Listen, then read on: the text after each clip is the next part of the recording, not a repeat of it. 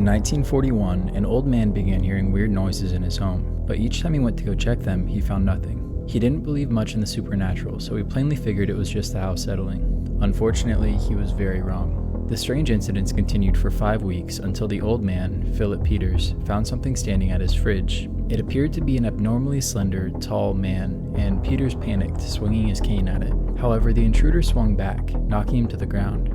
He then continued to bludgeon Peters until it was clear he was no longer alive. Peters' body was discovered later that day, but the police found no signs of forced entry and even noted that all the windows and doors were still locked. They did find a small trapdoor in the ceiling of a closet, but determined that it was physically impossible for anyone to enter it. Therefore, they never checked inside.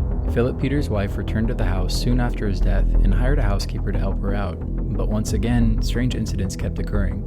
They soon became convinced that the home was haunted, which led to the housekeeper's resignation and the widow's moving away. But even after the house was vacated, the neighbors still noticed apparitions in the windows and lights flickering on in the middle of the night, but whenever they knocked, nobody would answer. After receiving so many calls about this house, the Denver police decided to station 2 officers outside to keep an eye on it. And late one night, they finally spotted the figure themselves.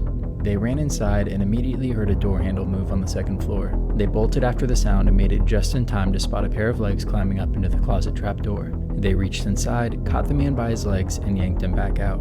The man's name was Theodore Coneys, and he'd come to be known as the Denver Spider-Man. He confessed to the murder of Philip Peters and admitted to living in the attic for roughly 9 months.